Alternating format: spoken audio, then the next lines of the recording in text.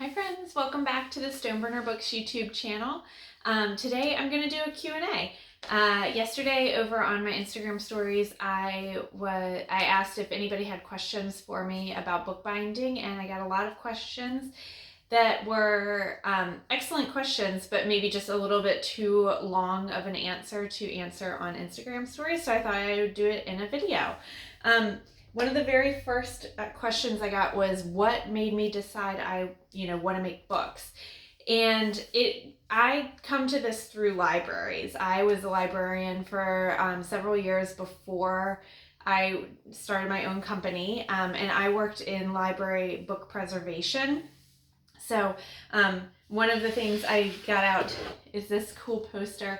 So I worked in a special collection and I did exhibits. So I made this poster, and this was one of my favorite exhibits I did while I was there. It was all of the special bindings that we had in the collection. So I would spend my days working on old books that were falling apart, and I would go home and think, I want to do these same techniques repairing these books, but I want to use new products. I don't want to work with stuff that's falling apart, that's rotting, and I want to just work with fresh paper and colorful paper. So that's kind of how it started, and it grew and grew. And then when I got pregnant with my first child, I decided to stay home with him, and so that's really when my bookbinding company grew. So I left libraries, though I still love them, we go to them all the time, but I'm no longer working as a librarian. And so now I just focus on bookbinding with mostly new items. I have gotten back into upcycling old library books into new journals, but that's kind of what got me started, working with the old materials and seeing the techniques I was using and just wanting to work with stuff that was all brand new and making new bindings. So that was the first question. What's my favorite binding style? Currently, I would say my favorite is Coptic binding, multi-needle Coptic binding, but I went through a phase where I really loved cased bindings. Hold on, I have one right over here that I just did yesterday, so I can show you what that is. So this is a cased binding. It's done a little bit differently than a Coptic binding, so it doesn't lay as flat. Still lays pretty flat, but not quite as flat as Coptic. So this is like a standard look of my journal from my early days. I love doing these. I'm actually getting ready to, I did this one and another one yesterday, and I'm getting ready to make a whole bunch more of these for the upcoming holiday season. But I would say Coptic, multi-needle Coptic is probably my favorite right now. I do use it a lot, and so I'm thinking that I'm kind of thinking I want to start practicing another stitch like French link, and learn how to do that one and start incorporating that into my work as well. So that's favorite binding style. It wasn't really a question, it just said more rainbow ombre sketchbooks, please. I appreciate that. I had a lot of fun with that. And the answer is yes. I've got another one right here on the bench. I'll be working on that today. So there are more in the works, both exactly the same as the ones that I posted yesterday, and kind of expanding the thought of the rainbow ombre stitching and taking it to different places on new books. So yes, rainbow ombre is gonna stick around for a little while. Number 4. How long does it take to make my books? Small, medium, large? And that is one of those tricky questions. Somebody asked me about this at a show this past winter of speaking about my marbled paper. And I said, it takes anywhere from 5 minutes to 3 days. And I feel like that answer is kind of the same for bookbinding as well. It takes anywhere from 20 minutes to 3 days. It depends on the style. If you're doing something like the case journal, it takes just 20 to 30 minutes just to glue this together.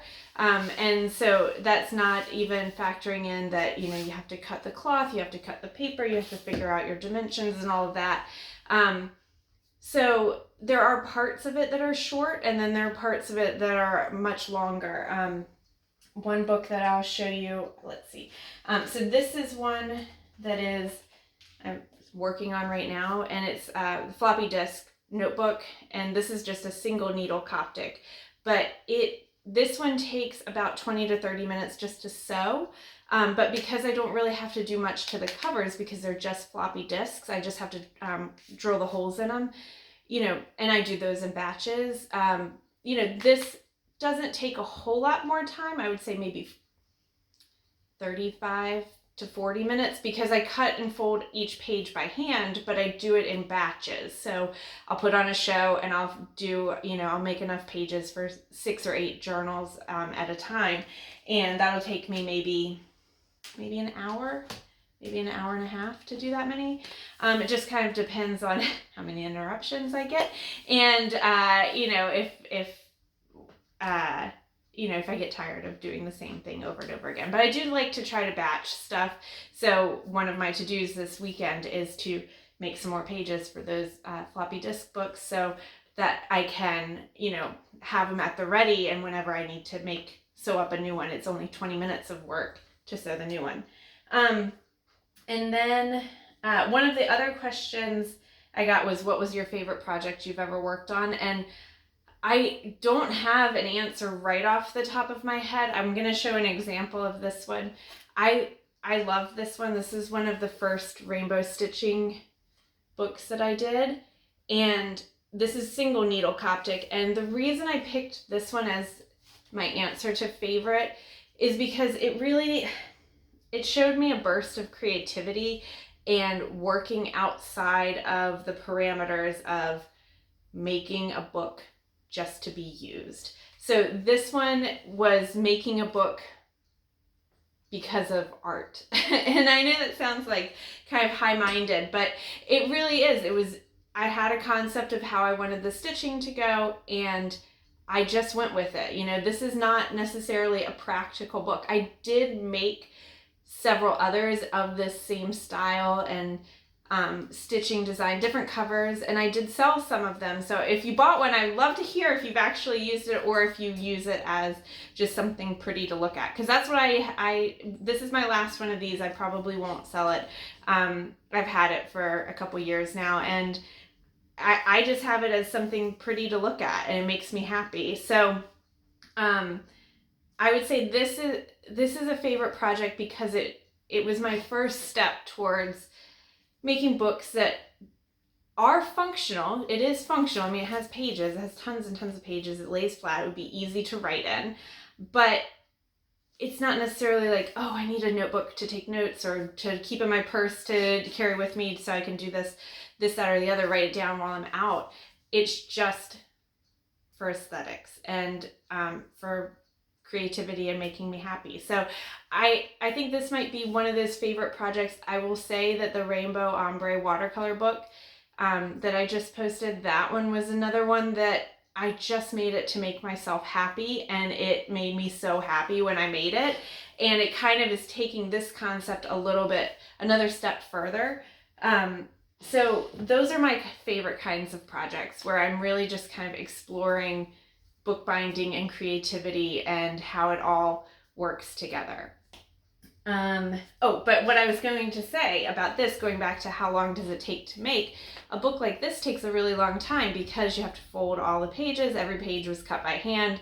You have to press the pages before you sew them, or don't technically have to. I like to press them before I sew them, and then also press the book afterwards as well. And then the actual sewing part, you know, takes a lot of time. I had to change thread colors for this one every couple signatures. You have to cut and glue all of the pieces for the cover. That has to dry for a couple hours or overnight. So it's lots of steps along the way that take time. So it's a hard question to answer, but anywhere from like 20 minutes to a couple days is the answer to how long it takes to make the books. let's see, where was I? Okay, so favorite binding style. What's my favorite stage of bookbinding? This was a good question, and I had to think about it. And I think that my favorite stage is taking glued covers out of the press. So when you make something like a Coptic book, you make the cover itself and you have to press that. And so that moment of taking this out of the press and realizing, oh, it turned out the way, it turned out really nicely. And now I get to just sit down and sew and make the actual book. That's really satisfying. But then also when you're taking this style of book out of the press after having glued the covers, the whole book is finished. And so that's also really satisfying. Be like, oh, right, I glued that and now I have a journal right here, ready to go. So I think actually just taking stuff out of the presses after it's been glued is probably my favorite stage in the binding. One is satisfying because it's completed project, and one is satisfying because then you get to do the sewing and really make the book and can be creative with that. Okay, next question. Okay, speaking of the presses, one of the questions was discuss the advantages of using 2 vices versus 1 central weight. So if you've been following me over on Instagram, you will see that I have teeny tiny clamps. They're right up here. Oh. Oops. So these are just C-clamps that I use for when I'm pressing my tiny books. And then lately I've also been showing taking a wrapped brick off of boards, and that's how I press my larger books. So this person was just asking what's the benefit of using little C-clamps versus using a brick and board system. I like these for tiny books, so anything smaller than about 3 inches in the cover size. And, they can only be so thick. Usually they're only about an inch thick or so.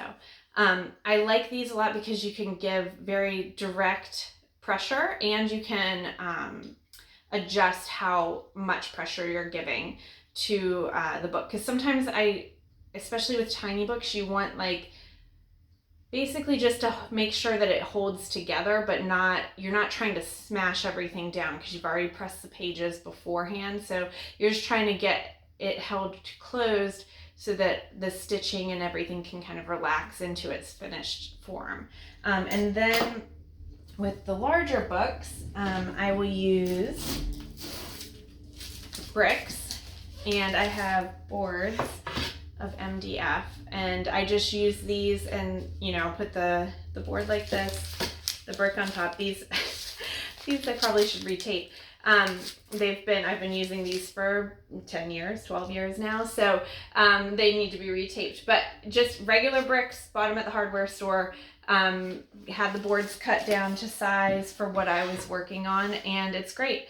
I will use that if I'm working on a book more like this size. So if I'm working on a larger book, I want something that has even weight distribution for that's why the board is helpful, because the board will distribute the weight. Sometimes I'll put double bricks and balance out the weight if it's a larger item.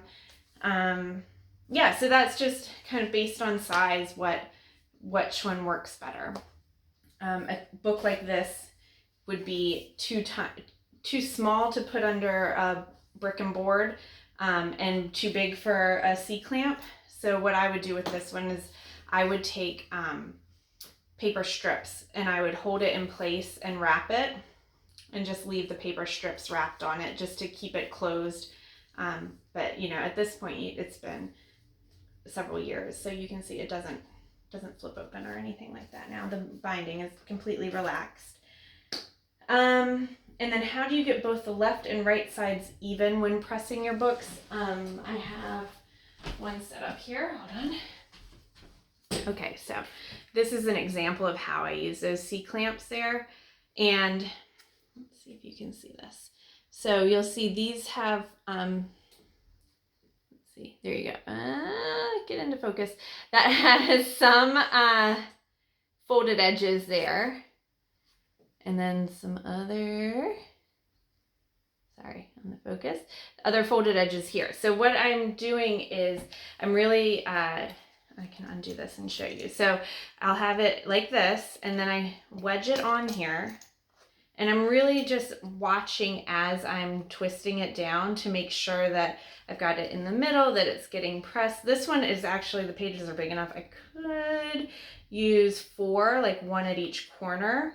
So if I had decided I wanted to do 4, what I would do, I'll just show you on one side. So I would tighten down one side, and then I would go over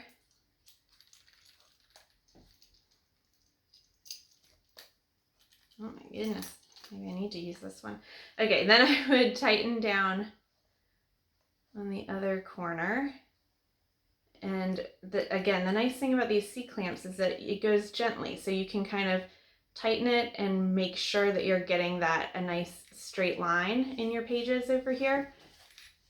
And that looks pretty straight and smooth to me. So that way you could get even distribution on pressing your pages. So I don't have a large book press. Sometimes you'll see those large presses that look like this top part of the C-clamp, and you have boards and your books go in between there, and then you press down from the top.